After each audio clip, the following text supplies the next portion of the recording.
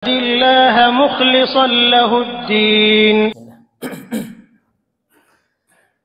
السلام عليكم ورحمة الله وبركاته.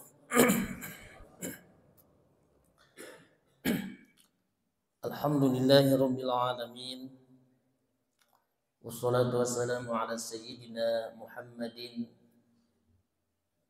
وعلى آله وأصحابه ومن تبعهم بإحسان إلى يوم الدين. أما بعد، فيا عباد الله، أوصيكم وإياي بتقوى الله. اتقوا الله واتقوا الله ثم اتقوا الله فقد فاز المتقون. قال الله تعالى في القرآن الكريم: أعوذ بالله من الشيطان الرجيم. يرفع الله الذين آمنوا منكم والذين أوتوا العلم درجات. الآية. وقال النبي صلى الله عليه وسلم: من يريد الله به خيرا يفقهه في الدين. Al-Hadis. Hadirin jamaah salat subuh mukhlishina lahuddin rahimakumullah. Mengawali pagi hari ini di Ahad pekan kedua di bulan Mei, sekaligus juga di bulan Zulqa'dah. Mari kita bersyukur dengan mengucapkan alhamdulillahirabbil alamin atas berbagai karunia nikmat yang Allah berikan bagi kita, wabil khusus nikmat sehat, nikmat diberikan kesempatan, waktu yang luang untuk bisa taqarrub kepada Allah dengan sholat subuh berjamaah dilanjut dengan majelis ilmu. Bersolawat ke atas Nabi dengan mengucapkan Allahumma sholli ala Sayyidina Muhammad wa ala ali Sayyidina Muhammad. Allahumma sholli wa sallim wa barik alaihi. Semoga dengannya kita mendapatkan syafaat kelak di yaumil qiyamah. Amin ya Allah ya rabbal alamin. Hadirin jamaah salat subuh rahimakumullah, ingin mengawali dengan satu motivasi terlebih dahulu. Mungkin sudah lama tidak disampaikan, meskipun mungkin sebulan sekali kita usahakan, atau seminggu sekali ya. Tidak setiap hari juga, tidak apa-apa, tapi setidaknya kita mendapatkan fadilah ini minimal sebulan sekali. Man sholata al-ghadata, barang siapa yang sholat subuh fi jama'atin, dalam kondisi berjamaah atau dalam keadaan melakukannya berjamaah. Sholat subuh berjamaah tadi sudah ya. Tsumma qa'ada, kemudian duduk. Yazkurullaha, mengingat Allah. Bisa dengan mengingat Allah di sini bi kalimatin thayyibatin, dengan kalimah-kalimah thayyibah, au bi majlisil ilmi, atau dengan majlis ilmu, atau juga mungkin dengan membaca Al-Qur'an. Hatta tatlu asy-syamsu, sampai waktu syuruk, terbitnya matahari. Berzikir kepada Allah, duduk sampai terbitnya matahari. Tsumma shalla raka'ataini, kemudian ditutup dengan sholat 2 rakaat. Faka'annama hajjatan wa umrah, maka seperti haji dan umrah. Nah, jadi kita seandainya tidak berangkat, fadilahnya sudah dapat. Nah, minimal sebulan sekali atau seminggu sekali kita melakukan hal-hal yang demikian untuk mendapatkan fadilah itu. Dan ini tidak aneh, sebab di Madinah saja orang yang berangkat dari rumahnya atau dari tempat tinggalnya, kemudian hanya sholat sunnah 2 rakaat di Masjid Quba dan dalam kondisi sudah berwudu, tiada lain untuk sholat di Masjid Quba, maka Rasul pun sampaikan umrotan tam, seperti umroh yang sempurna. Itu di Madinah. Padahal tidak tawaf, tidak sa'i, tidak ihram. Jadi fadilah-fadilah seperti ini seringkali Rasul sampaikan untuk memberikan motivasi sekaligus jawaban atas pertanyaan sahabat. Ketika ada sahabat, ya Rasulullah, kami tidak mampu berangkat ke sana karena sakit orang tua kami sehingga kami tidak bisa meninggalkannya, karena kami banyak penghalang untuk berangkat ke sana, tidak ada kendaraannya. Dulu di Madinah begitu. Sahabat bertanya, kami ingin seperti mereka berangkat ke Mekah, itu dari Madinah. Maka kata Rasul, pergilah ke Masjid Quba dalam keadaan berwudu, lakukan sholat di sana, maka itu sama dengan mendapatkan fadilah umroh. Nah, jadi selalu ada diberikan oleh Rasul itu satu jawaban yang menenangkan ketika sahabat bertanya, ya Rasulullah, apa caranya masuk surga? Rasul melihat sahabat itu dia susah bangun misalkan, atau sahabat itu dia termasuk yang tidak menghargai orang tua, maka jawabannya seperti apa yang ada pun dalam apa yang harus diingatkan kepada sahabat itu. Kadang Rasul demikian menyampaikan dalil-dalil. Nah, hadirin yang dirahmati Allah, semoga kita hari ini oleh Allah berikan fadilah-fadilah yang demikian. Amin ya Allah ya rabbal alamin. Jadi kembali ke tadi, di bulan Zulqa'dah ini kata para ulama masuk kepada salah satu hitungan yang disebut ashhur dalam Al-Qur'an. Dalam Al-Qur'an ada kalimat al-hajju ashhurum ma'lumat. Haji itu pada bulan-bulan yang maklum. Maklum itu diketahui. Nah, coba dihuraikan oleh para ulama. Pertama, ada kalimat dalam Al-Qur'an itu syahrun. Syahrun ini menunjukkan satu bulannya. Itu syahrun dengan mufrad. Misalkan syahrul Ramadan alladzi unzila fihil Qur'an. Syahrul Ramadan berarti menunjukkan satu bulan Ramadan. Ada juga dalam Al-Quran kalimahnya itu menunjukkan banyak, lebih dari 2. Seperti inna iddatas syuhur.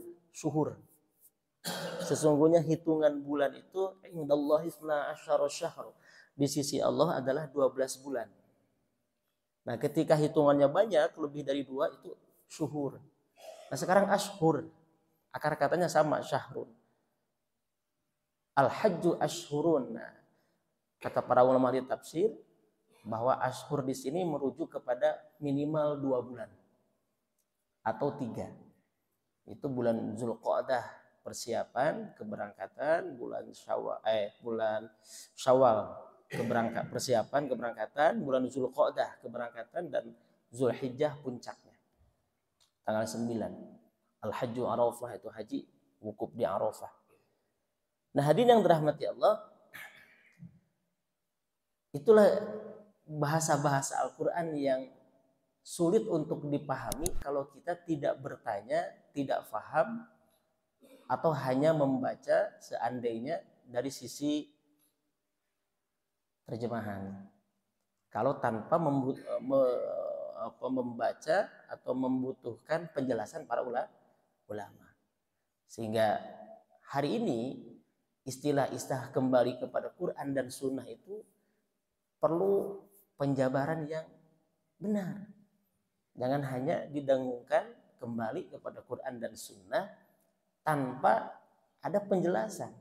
Karena kembalinya bagaimana kalau tidak ada bimbingan para ulama.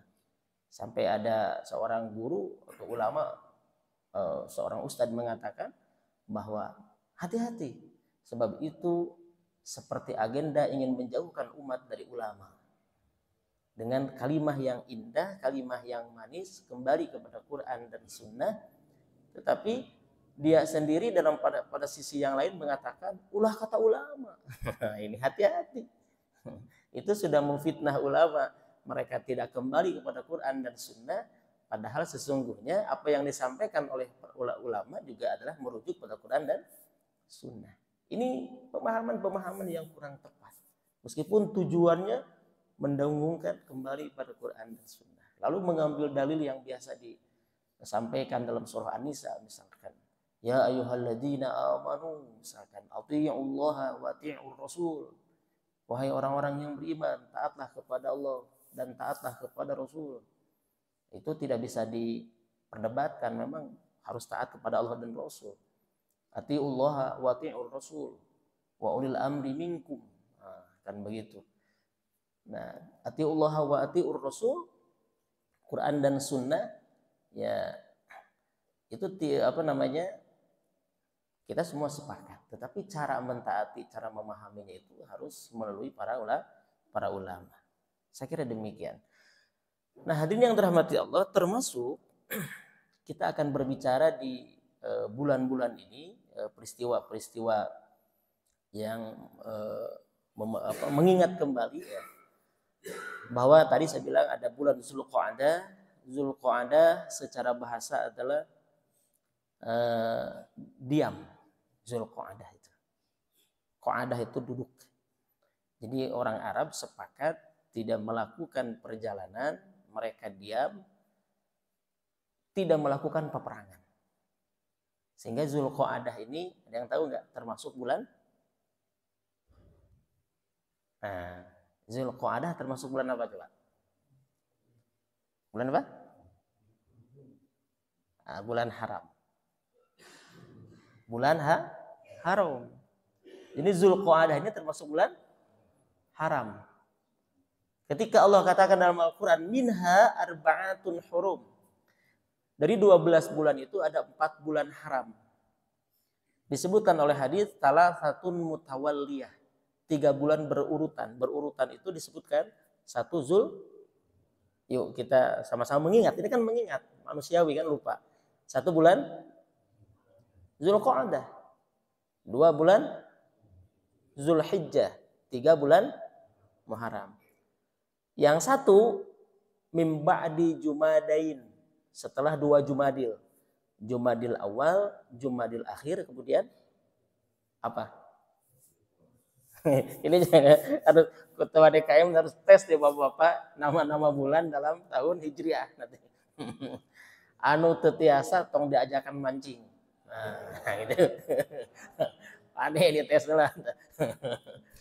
Ini nama-nama bulan dalam tahun Hijriah, jangan sampai nggak tahu kita. Nanti malu sama anak-anak TK. Nanti jangan diajak mancing nanti. Nah, jadi sekarang nggak apa-apa, ini kita ngobrol saja ya. Zulqa'dah itu bulan keberapa coba? 11. Kemudian bulan yang ke-12 berarti Zulhijjah. Muharram itu bulan pertama. Jadi bulan haram itu tidak hanya bulan Muharram. Itu bulan Zulqa'dah, Zulhijjah, Muharram, kemudian apa? Rajab. Itu terpisah, 1 terpisah. Nah, Zulqa'dah itu diam. Mereka sepakat tidak melakukan peperangan, gencatan senjata. Menghargai, menghormati bulan itu. Itu bulan Zulqa'dah. Nah, dan setelah Zulqa'dah, Zulhijjah. Nah, bulan haram ini, sebelum saya membahas Zulhijjahnya, bulan haram ini disebutkan banyak dalil ya, dan dihuraikan oleh para ulama bahwa memiliki fadilah yang berbeda dengan bulan-bulan yang lainnya kecuali bulan Ramadan. Sebab bulan Ramadan itu tidak ada bandingannya. Dia khusus fadilahnya. Apa yang harus kita perbanyak?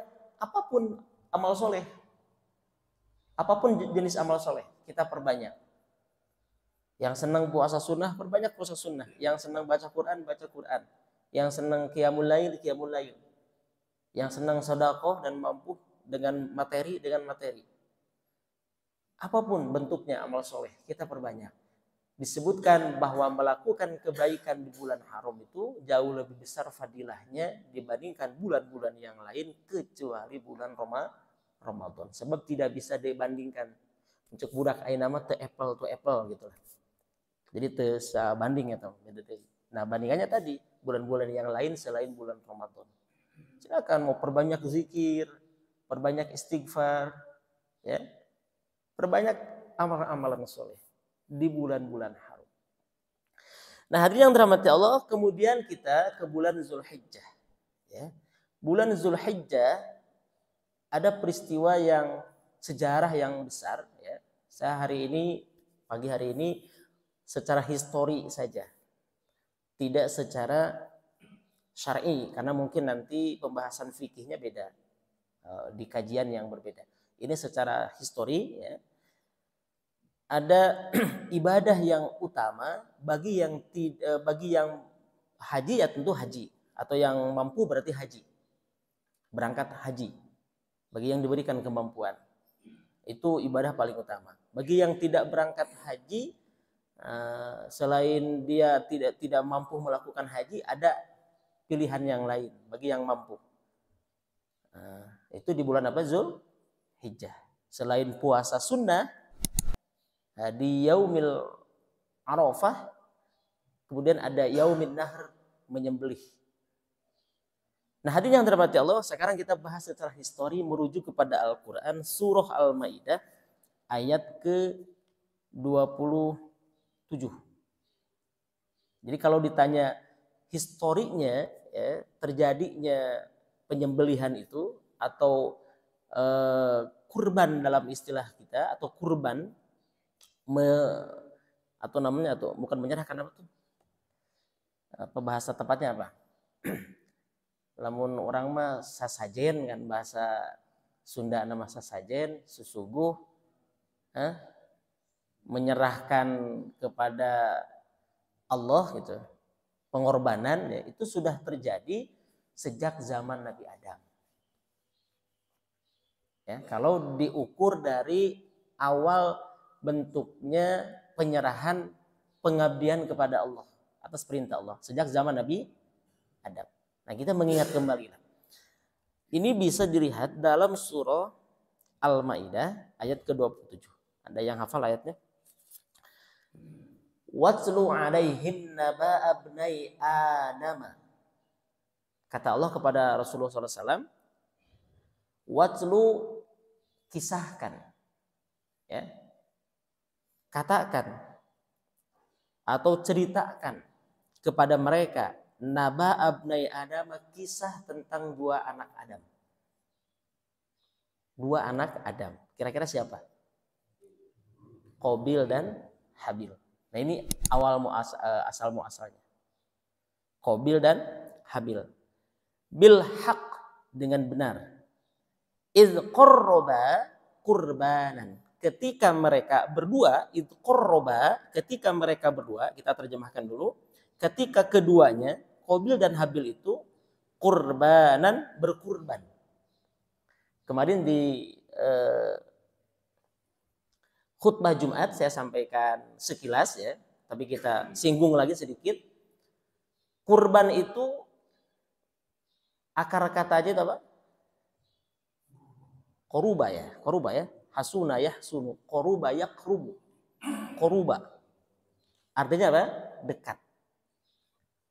Kemudian kurban, kedekatan, mendapatkan akhiran an, ditambahkan akhiran kurbanan, kurbanun, menjadi artinya kedekatan yang sempurna, kata para ulama ahli bahasa. Jadi kurban itu kedekatan yang sempurna. Kenapa kita harus melakukan kedekatan itu? Saya sudah sampaikan kemarin di khutbah Jumat. Karena manusia menjauh dari Allah disebabkan perbuatan dosa. Meskipun kurban secara umum itu bukan beda dengan udhiyah. Kalau udhiyah itu menyembelih. Kalau menyembelih itu apa? Udhiyah. Tapi kurban secara umum adalah segala aktivitas untuk mendekatkan diri kepada Allah, ya, dengan segala aktivitas mendekatkan diri kepada Allah sesuai dengan yang dibenarkan oleh syariat. Jadi segala aktivitas aktivitas mendekatkan diri kepada Allah yang dibenarkan oleh syariat. Sholat kurban bukan? Sholat kurban bukan? Kurban, Pak. Ini kurban bahasa Arab bukan? Jangan kurban pakai bahasa Indonesia. Korban, ngurbankan, menyembelih bukan? Sholat kurban bukan? Kurban. Baca Quran kurban bukan? Kurban. Zikir kurban. Ya. Jadi segala aktivitas mendekatkan diri kepada Allah yang dibenarkan oleh syariat itu kurban. Memang begitu artinya. Secara menurut bahasa atau istilah ya. Nanti disempitkan merujuk kepada istilah hukum syariat atau syara. Yaitu adalah menyembelih binatang. Di tanggal 10 Zulhijjah wa thalathati ayyamin dan 3 hari tasyrik. Kenapa disebut tasyrik 3 hari itu? Ini juga ada sejarahnya. Oke, kita akan nggak bahas itunya. Oke, kembali ke tadi. Ternyata ini terjadi di zaman Nabi Adam.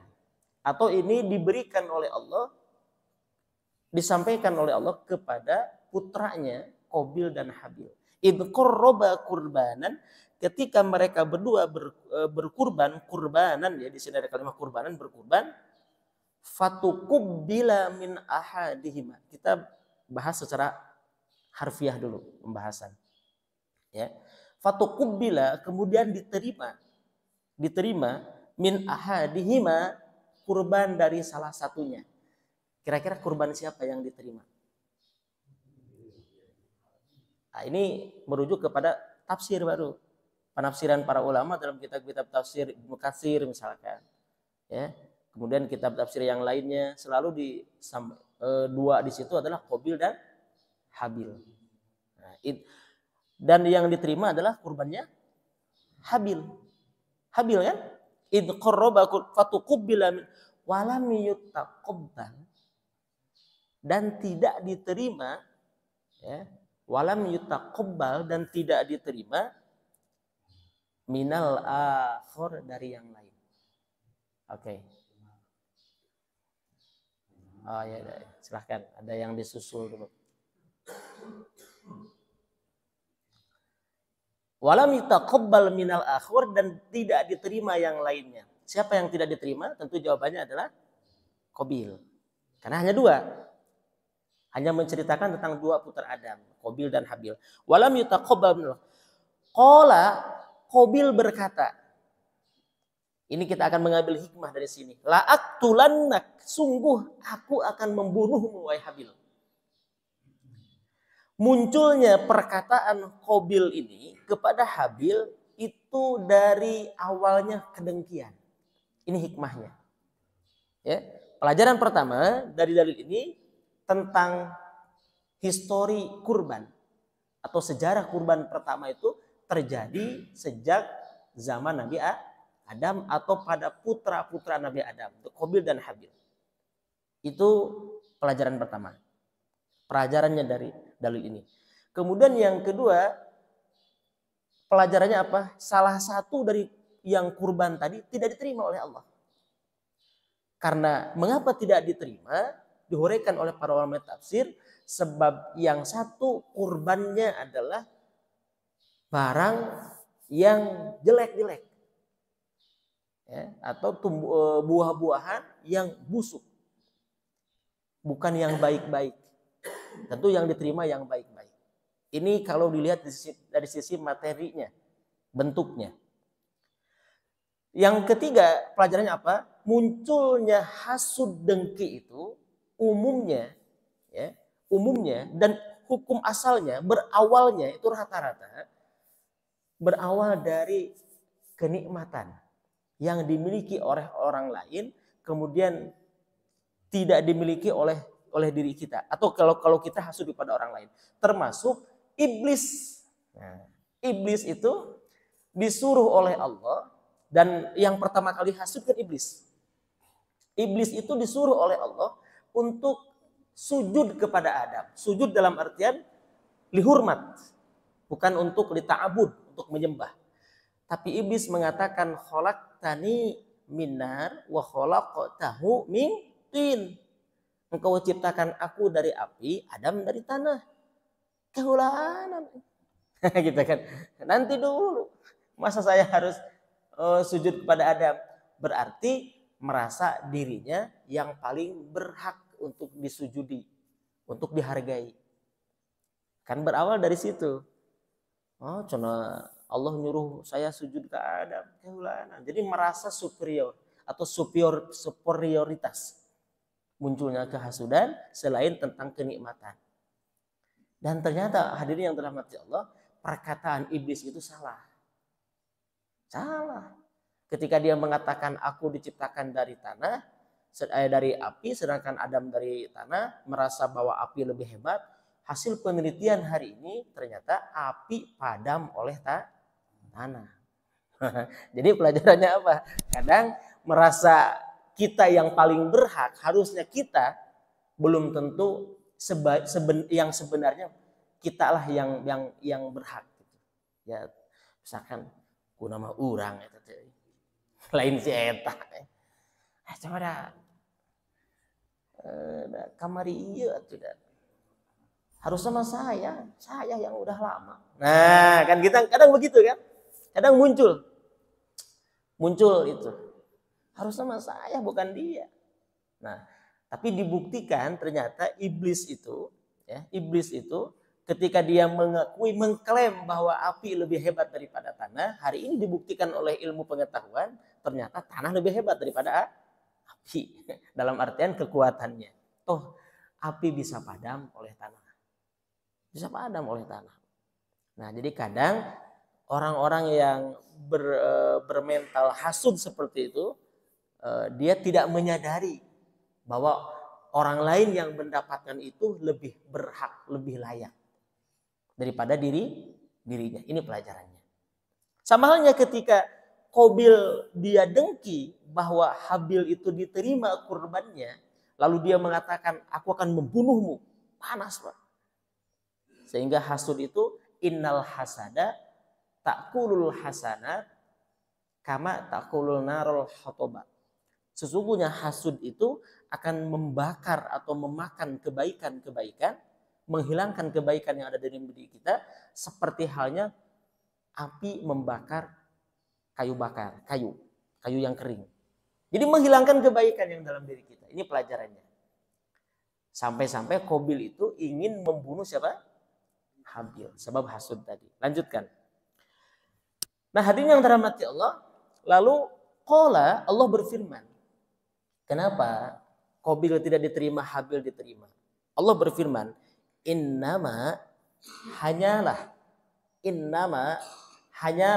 sesungguhnya yataqabbalallahu, Allah hanya akan menerima kurbannya minal muttaqin, dari orang-orang yang bertakwa. Siapa orang yang bertakwa itu? Maksudnya apa? Nah, kita tanya kepada ulama yang memahami, yang menggeluti dalam bidangnya, yang mendalami. Satu orang yang ikhlas. Kurbannya siapa yang ikhlas? Innama hanyalah sesungguhnya yataqabbala, menerima Allah hanyalah sesungguhnya Allah menerima dari yang dari kurban itu minal muttaqin, dari orang-orang yang bertakwa. Takwa itu ikhlas. Satu apa? Ikhlas. Cirinya itu ikhlas. Ciri orang yang ikhlas, satu karena Allah. Ciri orang yang ikhlas, satu karena Allah. Pasti. Yang kedua, dia tawakal kepada Allah. Yang ketiga, dia kalau sudah tawakal tidak banyak komentar hal-hal yang bukan haknya.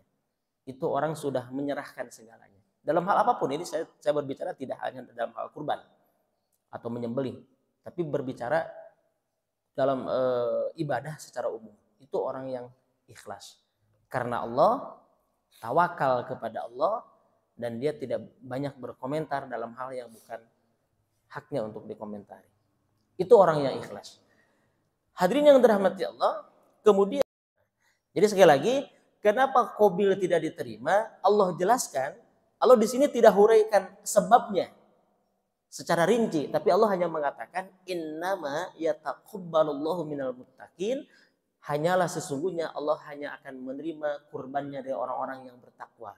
Berarti Qabil tidak melakukan hal yang demikian sehingga dia tidak diterima oleh Allah kurbannya.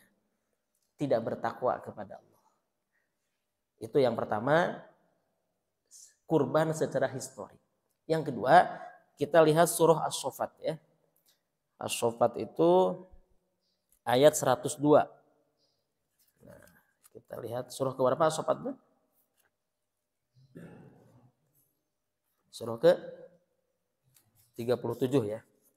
Nah, ayat 102 kita lihat. 102. Ini yang kedua, ayat yang kedua. Bentar lagi. Falamma balagha ma'hu as-sa'ya qala ya bunayya inni ara fil manami anni azbahuka fanzur madza tara. Qala ya abati fa'al ma tu'mar satajiduni insyaallahu minas sabirin. Ini yang kedua.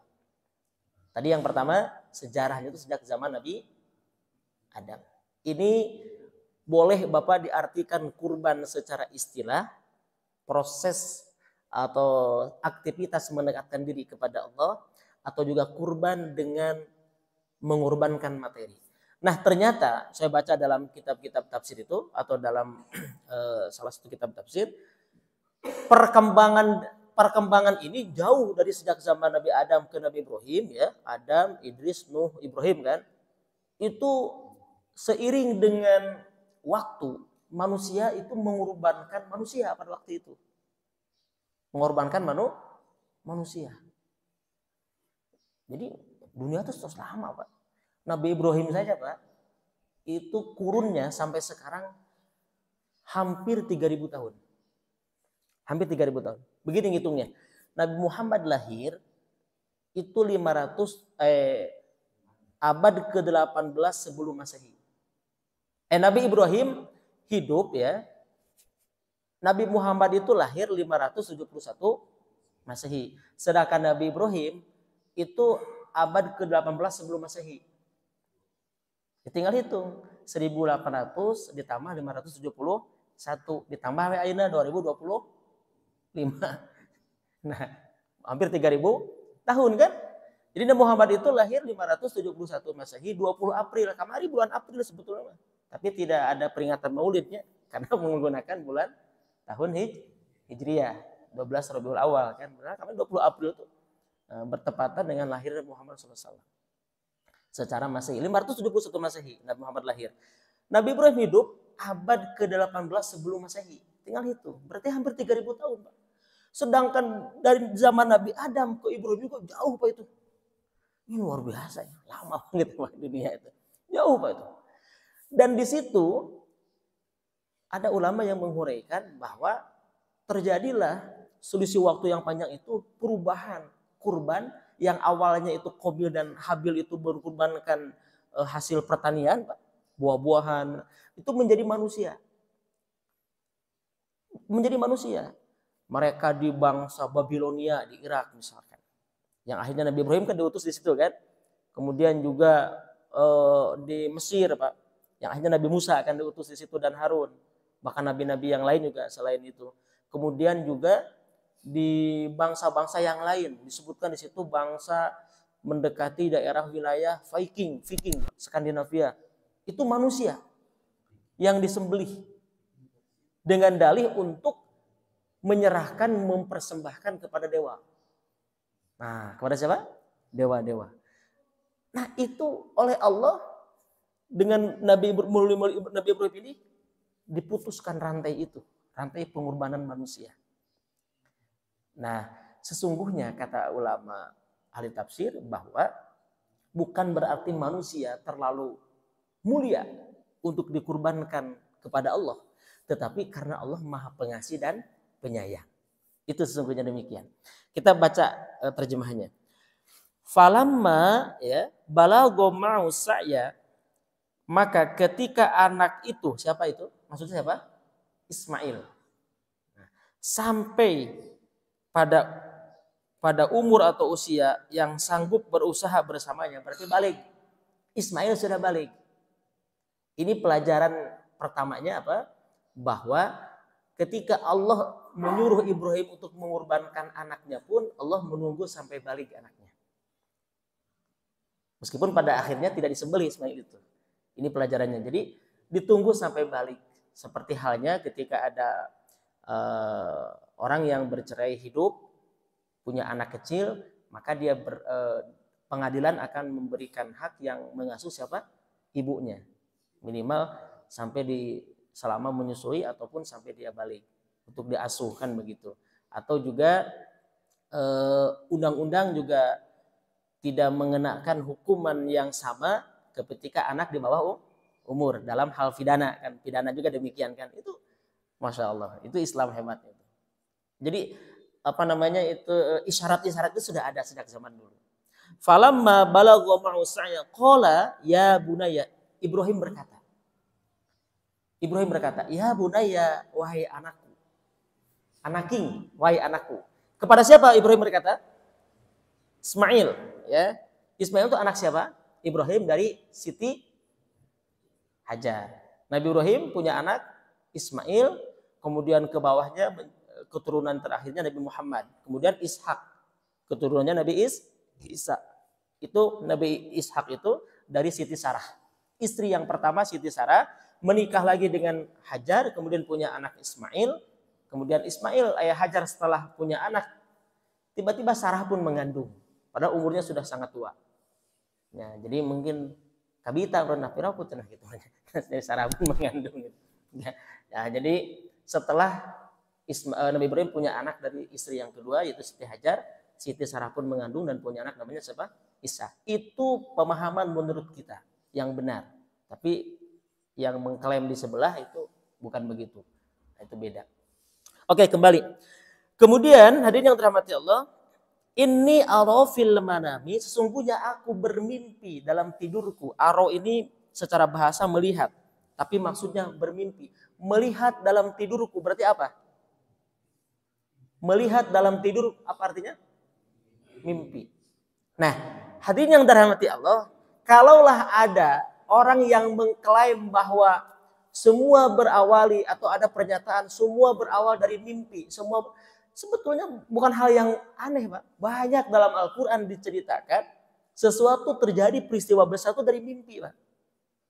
Bagaimana Nabi Yusuf, bagaimana juga Bilal bermimpi tentang bunyi adzan. Yang adzan kita lafadzkan sekarang dari mimpi awalnya. Jadi mimpi itu kata para ulama ada 3. Ada mimpi buruk, ya, ada mimpi baik, ada mimpi benar. Jadi kalau ada orang soleh, mimpi basah, menunjuk apa adek, mimpi basah. Sehingga pas mimpi genteng bocor gitu. Nah, jadi mimpi basah. Nah, itu atau pas mimpi pas tidur banjir, asup ke kamar gitu. Jadi mimpi basah. Nah, jadi ada yang terima atau mimpi itu ada mimpi kalau orang-orang soleh yang dia ketakruban kepada Allahnya luar biasa, banyak mendekatkan diri kepada Allah. Mimpi itu petunjuk yang benar, Pak. Hanya kadang kita ini nggak paham. Mimpi saya teman. Ya tergantung orang yang mimpinya siapa. Kan begitu. Ternyata dalam Al-Quran itu banyak ayat-ayat Al-Quran, kisah-kisah yang berawal dari mimpi. Kemudian menjadi benar. Itu yang dimimpikan oleh orang-orang soleh. Aku mimpi ya tadi malam misalkan seorang anak muda kepada seorang wanita. Mimpi apa? Menikahimu. Nah itulah cerita. Nah, itu cara menggoda jalur cepat Pak Zimi ya. Langsung itu mah. Gak perlu basa-basi lagi.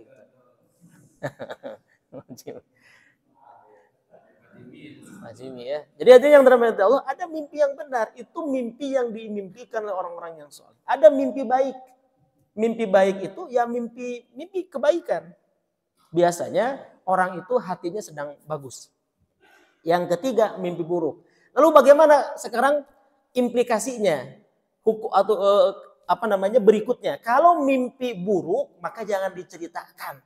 Iya masuk sabalik mimpi buruk diobrolkan. Ulah. Sehingga Rasul memberikan satu satu bimbingan, kalau kita mimpi buruk, segera bangun kalau kita terbangun, kemudian mengucapkan ta'awuz. Mimpi, Pak. Mimpi digorok. Yang namanya mimpi buruk naon, mimpi diudag naon, mimpi. Begitu bangun, A'udzubillahi minasyaitonirrajim. Itu mimpi dari setan. Berarti kita sedang tidak baik-baik. Sedang tidak baik-baik, Pak. Orang-orang soleh itu jarang mimpi buruk. Atau yang berdoa dulu sebelumnya. Kalau kita berlindung kepada mimpi buruk, keburukan. Ya, sedang tidak baik. Berat. Kalau kitanya sedang tidak baik-baik, kedekatan diri kepada Allah kurang, banyak masalah, kemudian juga tidak baca berdoa, itu pasti mimpi buruk. Tidak ada makna tidak seperti orang soleh mimpi buruk tapi memiliki makna misalkan. Nah itu kita harus banyak berlindung kepada Allah, kemudian meludah ke sebelah kiri. Ludah isyarat saja. Pas kencana pamajikan, ceplot. Udah tuh ada. Semua nyiduhan. Mimpi mah. Atuh diciduhan, lamokot ke cidu. Jadi nyiduna bukan meludah dengan air. Gitu. A'udzubillahi minasyaitonirrajim. Nyiduhan beneran. Atuh minta cerai pamajikan deh. Gara-gara mimpi buruk jadi kenyataan. Jadi kenyataan. Jadi mimpi buruk harus begitu. Mimpi yang baik itu harus. Kenapa tidak boleh diceritakan mimpi buruk? Khawatir ada orang yang mentafsirkan salah dan itu jadi kenyataan. Itu jadi kenyataan. Hati-hati. Jangan cerita sembarangan. Kalaupun mau menyampaikan itu kepada orang yang ngerti, kepada orang yang alim. Jangan asal-asalan. Harus penting orang mimpi naon? Eta balong disedot diminum sadayana cairna ku abdi bikin KCF. Kumaha cek orang nu nafsirkeun teh, maneh bakal bareuh beuteung. Bareuh beuteung. Hati-hati, Pak. Jadi ulah sembarangan. Bareuh beuteung maneh. Eta disedot jeung laukna. Nah, mancing wae sih kana maneh bareuh beuteung. Nah, kalau ditafsirkannya buruk bisa jadi kenyataan buruk. Hati-hati. Maka harus bertanya kepada yang ngerti dalam hal itu, yang soleh, yang alim. Kemudian kalau mimpi yang benar, bersyukurlah. Mimpi yang baik, bersyukurlah. Dan berdoalah kepada Allah, semoga itu menjadi kenyataan. Aduh mimpi Pak Ustadz. Nah, mimpi asa di samping Ka'bah. Keretoa. Padahal can berangkat ke itu tak acan. Insya Allah suatu hari nanti akan berangkat ke Baitullah. Nah, jadi mimpi-mimpi yang benar, yang baik ceritakan. Dan ceritakan juga hati-hati jangan ditafsirkan salah nanti. Nah itu. Kemudian kita lanjutkan. Anni azbahuka, sesungguhnya aku akan menyembelihmu. Menyembelih siapa? Ismail. Nah ini kisah yang kedua. Fanzur madza taro, maka menurut pendapatmu seperti apa? Fanzur, maka lihatlah madza taro. Ini luar biasanya pelajaran yang ketiga apa? Bahwa seorang ayah bertanya atau ngobrol dengan anaknya tetap meminta pendapatnya, atau seorang ayah tetap bermusyawarah. Jadi ini pelajaran dari sisi pendidikan bahwa meskipun dia seorang ayah tidak boleh membuat keputusan sendiri yang akan melibatkan anaknya dalam keputusannya itu tanpa mengajak bermusyawarah. Kumaha bapak geus ka dieu geus kasih eta we kolot beunghar misalkan. Nah, tetap harus dimintai pendapatnya. Musyawarah. Termasuk juga bagaimana Nabi Ibrahim itu bermimpi. Saya ingin sampaikan lagi. Dalam kitab tafsir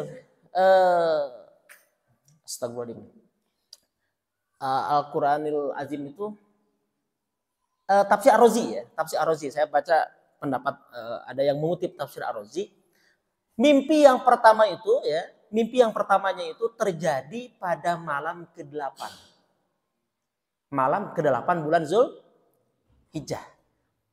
Dan di pagi harinya Nabi Ibrahim masih ragu. Wajar Pak, manusiawi tuh.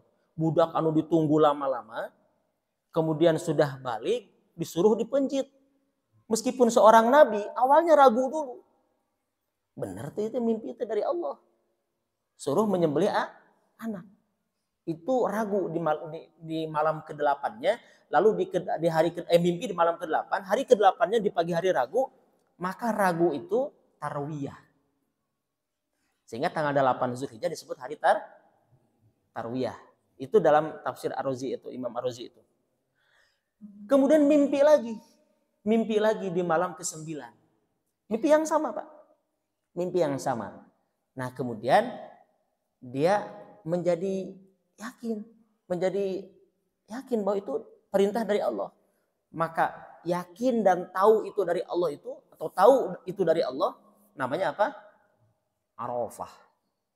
Jadi hari ke-9 itu hari Arafah.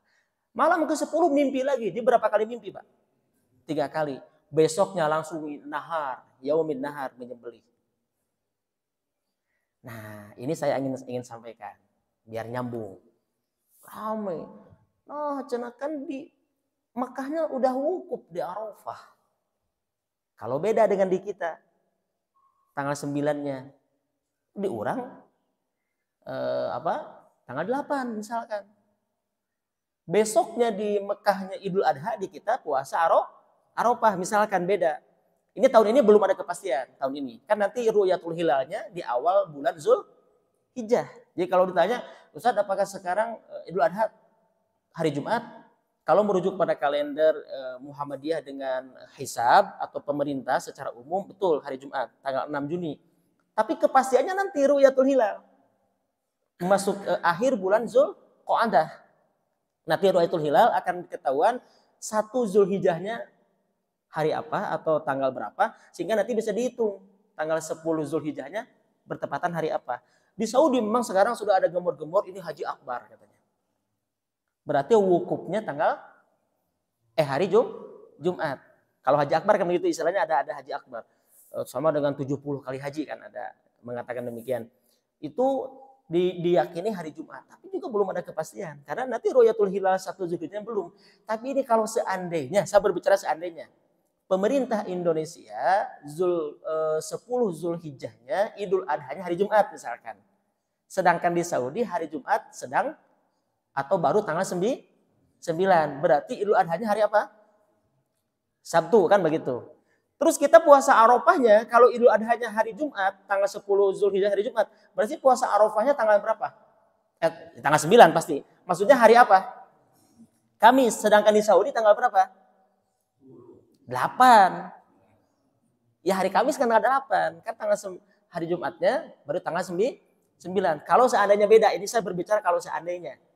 Di Saudi lebarannya hari Sabtu, orang hari Jumat misalkan. Berarti kan bergeser 1 hari, beda 1 hari selisihnya kan? Betul tidak? Sehingga tanggal 9-nya sangat akan beda. Suka banyak perbincangan. Kumaha ieu teh? Di Saudi ge wukufna isukan urang geus puasa Arafah misalkan. Nah, ternyata sebagian ulama mengatakan demikian, tapi jumhur ulama berpandangan bahwa Arafah itu tanggal 9. Hanya saja pada tanggal 9 itu kalau ada wukuf, maka itu wukuf di Arafah. Wukufnya Arafah tanggal 9. Jadi sesungguhnya Arafah itu tanggal 9. Jadi jangan bingung.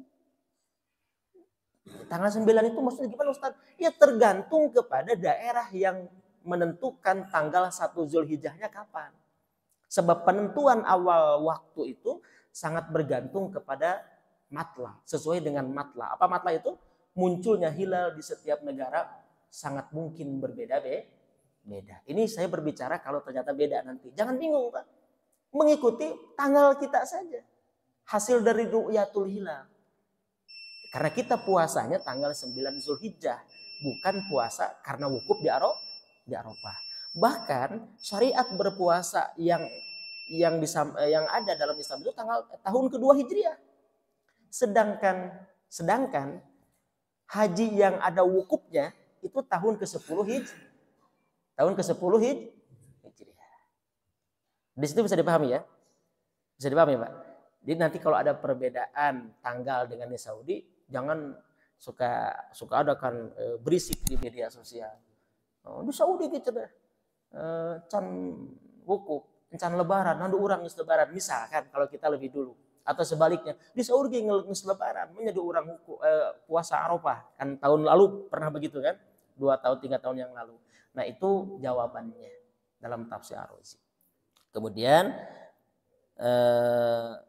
ya abatib alma tu'maru, wahai bapakku, kata Ismail, lakukanlah apa yang diperintahkan, satajiduni insyaallah minasyabirin, engkau akan mendapatiku insyaallah sebagai orang yang sabar. Meskipun pada akhirnya Allah mengganti dengan seekor gibas. Artinya tidak jadi disembelih. Tapi Ibrahim sangat yakin awalnya akan menyembelih anaknya. Itu sebagai ujian kepada Nabi Ibrahim alaihissalam.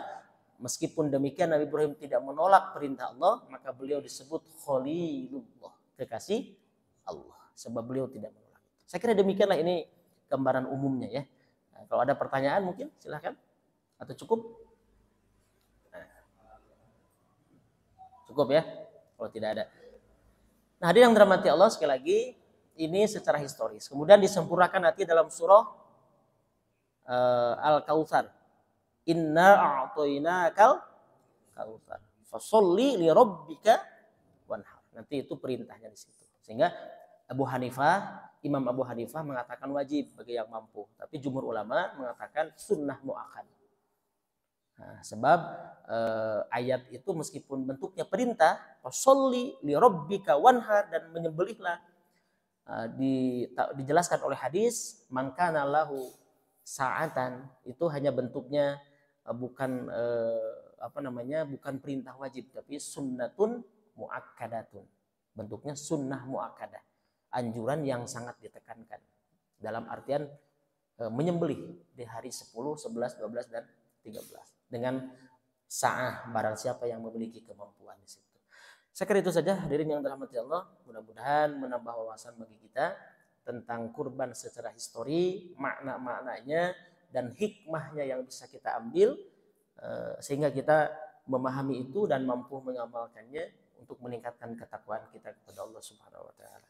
Subhanakallahumma wa bihamdika asyhadu an la ilaha illa anta astaghfiruka wa atubu ilaik. Allahumma anfa'na bima 'allamtana wa 'allimna ma yanfa'una wa zidna ilma walhamdulillahi ala kulli hal wa na'udzu billahi min kulli halin ahlin nar. Allahumma inna nas'aluka 'ilman nafi'a. Ya Allah, sungguhnya kami mohon kepadamu ilmu yang bermanfaat. Wa rizqan halalan thayyiban wasi'a, dan kami mohon kepadamu ya Allah rezeki yang baik, yang halal dan luas serta berkah. Wa amalan mutaqabbala, dan segala amal kebaikan yang diterima.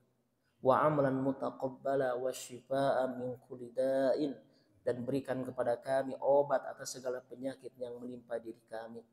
Allahumma afina fi badanina, ya Allah sehatkan badan kami. Wa fi basorina wa sam'ina, penglihatan dan pendengaran kami. Allahumma inna na'udzubika mirihil ahmari, ya Allah sungguhnya kami berlindung kepadamu, jauhkan kepada kami dari penyakit angin duduk, wadamil aswadi, dan penyakit darah hitam, wadail akhbari, dan penyakit yang berat, birahmatika ya arhamar rahimin. Rabbana atina fid dunya hasanah wa fil akhirati hasanah wa qina adzaban nar. Sallallahu ala sayyidina Muhammad wa ala alihi wa sahbihi wa baraka wa sallam, walhamdulillahi rabbil alamin. Akhirul kalam, wabillahi taufiq wal hidayah. Wassalamualaikum warahmatullahi wabarakatuh.